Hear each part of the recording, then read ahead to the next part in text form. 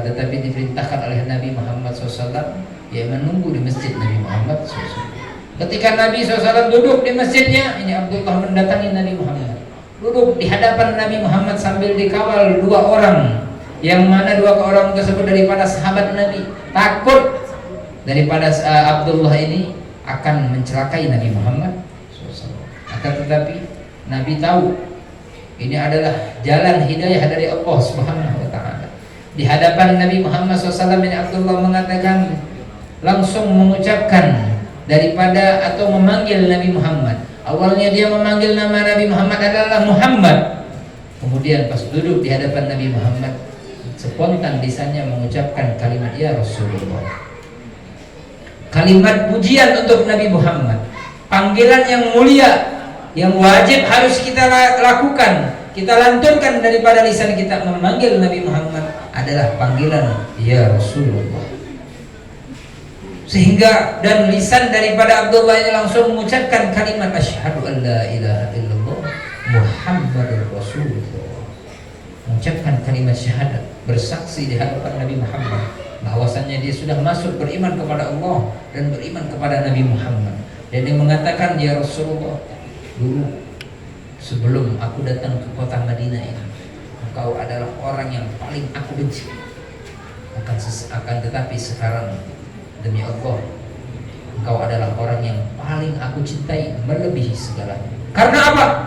Melihat daripada akhlaknya Nabi Muhammad Sallallahu Alaihi Wasallam. Itu para sahabat ketika mereka duduk di hadapan Nabi Muhammad SAW, belajar ilmu Nabi Muhammad SAW, mereka kepalanya mereka para sahabat tidak ada yang berani dengan spontan memandang daripada wajah Nabi Muhammad Sallallahu Alaihi Wasallam. Mereka menundukkan kepala mereka, tidak bergerak sedikit pun daripada posisi badan mereka di hadapan baginda Nabi Muhammad SAW. Ini termasuk daripada adabnya Nabi Muhammad Sallallahu Alaihi Wasallam. Seakan-akan para ulama mentafsirkan di atas kepala mereka diibaratkan ada satu ekor burung, yang mana burung tersebut hinggap di kepala mereka dan mereka tidak mau goyang. Ditakutkan apa? Burung tersebut pergi daripada kepala mereka. Ibarat contoh, kalau kita nih biasa mentakwilkan atau mentafsirkan, ada kupu-kupu, ya benar nggak? Kupu-kupu, tahu kupu-kupu? Bukan kupu-kupu malam. Kupu-kupu tahu? Kalau nempel di badan kita bagaimana kita? Kira-kira kita gerak nggak? Nggak gerak. Biasanya kita mentafsirkan apa? Mudah-mudahan nanti ada rezeki banyak yang masuk nih. Biasanya seperti itu kan? Takwilan tafsiran kita tafsiran yang baik. Kupu-kupu ataupun masuk di dalam hadir kepada ilmu Nabi Muhammad, mantap kita badan kita. Duduk mendengarkan dengan khusyuk. Tidak menoleh kanan, tidak menoleh kiri. Badan kita nggak gerak kanan, nggak gerak kiri. Sila ya udah sila aja terus. Tasyahud aja duduknya terus. Tidak bergerak seperti sahabat tersebut di hadapan Nabi Muhammad SAW. Dan daripada aroma yang ada pada mereka, wanginya mereka menular daripada wanginya Nabi Muhammad. Cahaya yang Allah turunkan terhadap diri mereka para sahabat dikarenakan keberkahan Nabi Muhammad Sallallahu Alaihi Wasallam. Bagaimana tidak hari-hari tersebut dilihat oleh Abdullah, yang mana dia ditawan oleh Nabi Muhammad SAW. Mana Allah Subhanahu Wa Taala berfirman dalam Al-Quran, Muhammadur Rasulullah walladzina ma'ahu asyiddau 'alal kuffar ruhama'u bainahum tarahum ruk'an sujadan yabtaguna fadlan minallah wa ridwan simahum fi wujuhihim min athari sujud. Kita lihat firman Allah Subhanahu wa taala. Para sahabat Nabi Muhammad SAW, mereka para sahabat Nabi dan juga Nabi Muhammad SAW, beliau dihina, dicaci maki, dimusuhi, diperangi, akan tetapi Nabi SAW menjalankan dengan kasih sayang, dengan rahmatnya, tidak menyakiti satu sama lain. Apalagi mereka adalah daripada luar agama Nabi Muhammad. Nabi dengan lemah lembutnya, dengan akhlaknya Nabi Muhammad Sallallahu Alaihi Wasallam, sehingga mereka ditampakkan oleh Allah para sahabat tersebut dengan sholat mereka bersama dengan Nabi Muhammad, ruku mereka, sujud mereka benar-benar di hadapan Allah Subhanahu Wa Taala bersama dengan Nabi Muhammad Sallallahu Alaihi Wasallam. wajar kalau di antara diri mereka ditampakkan oleh Allah Subhanahu wa taala mendapatkan sir keberkahan daripada cahayanya Nabi Muhammad sallallahu alaihi wasallam, sehingga dia Abdullah bisa masuk ke agama Nabi Muhammad SAW karena berkah daripada akhlaknya Nabi Muhammad, sabarnya Nabi Muhammad SAW mengayomi, mengajari daripada ilmu Nabi Muhammad sallallahu alaihi wasallam. Jadi hadirin wal hadirat yang dirahmati Allah, kalau kita pengen mencontoh daripada para sahabat-sahabat Nabi Muhammad, mereka mendapatkan kemuliaan, afdhaliyah diri mereka di hadapan Allah dan di hadapan Nabi Muhammad SAW, sampai mereka bisa mendapatkan daripada surganya Allah Subhanahu wa taala. Bahkan mereka sudah mendapatkan surga, mereka pun merasa menyesal di hadapan Allah Subhanahu wa taala.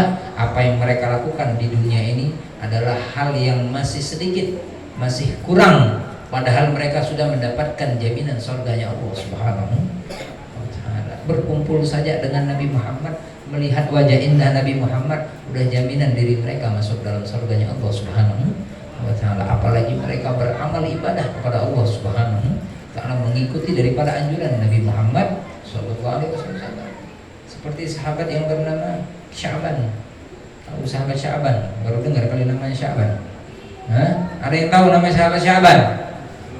Baru tahu kali nama Sya'ban, bukan bulan, tapi nama sahabat. Ini namanya Sya'ban. Ini mempunyai keunikan, ini sahabat Sya'ban. Keunikannya apa? Beliau salah satu keunikannya kalau sholat, istiqomah sholat 5 waktu bersama dengan Nabi Muhammad, itu beliau duduknya di mana? Di pojok sebelah kanan. Kalau masjid Nabi belum ada dindingnya dulu, bukan seperti sekarang ada AC. Masjid Nabawi ini, siapa yang sudah pergi haji atau umroh di sini pasti pernah melihat masjid Nabi bagaimana sekarang, mewahnya bukan main, dinding-dindingnya ada emas sekali. Tapi dulu zaman Nabi Muhammad, masjid Nabi Muhammad masih terbuka, nggak ada dinding-dindingnya, masih atapnya adalah pohon korma. Itu Nabi di zaman Nabi Muhammad. Ini Sya'ban mempunyai keunikan, duduk di pojok di sebelah kanan paling depan. Kalau kita duduk nih, misal masjid ini nggak ada dinding, tiang-tiang semua masjidnya. Ada nggak masjid yang tiang-tiang semua? Ada nggak? Ada, mungkin masjid yang tiang-tiang semua, nggak ada dinding kayak ini penutup. Ketika kita sholat paling pojok, ngapain? Duduk depan, paling pojok kita. Nggak mau di tengah, nggak mau di belakang, pokoknya di depan, paling depan sebelah kanan, ya paling pojok. Kalau kita mengapa mikirnya? Biar apa? Salah. Tidur. Pikir kita apa? Biar adem, kena angin sepoi-sepoi enak. Ya kan, kalau di pinggir, kalau terbuka. Jadi masjid kalau tutup aja dekat jendela kita duduknya, biar ada angin masuk, atau di bawah kipas angin. Ini sahabat Sya'ban mempunyai keunikan, dia duduk tempat tersebut karena tidak mau mengganggu daripada sahabat-sahabat yang lain ketika beliau datang. Duduk di hadapan Nabi Muhammad SAW. Pada suatu hari Nabi SAW ketika ingin melaksanakan sholat subuh berjamaah di hadapan para sahabat, Nabi melihat, Nabi hafal para sahabat-sahabat itu yang selalu istiqomah duduk di hadapan Nabi Muhammad. Pas ngeliat ke pojok nggak ada sahabat Sya'ban. Ditanya sama Nabi Muhammad, mana Sya'ban? Nggak ada yang tahu. Allah wa Rasulullah alam. Ada yang tahu rumahnya di mana, kata Nabi Muhammad. Ini masih ditunggu ya nama Nabi Muhammad sampai waktu tersebut mulai terus berjalan. Ada yang tahu satu sahabat, kata salah satu sahabat rumah Sya'ban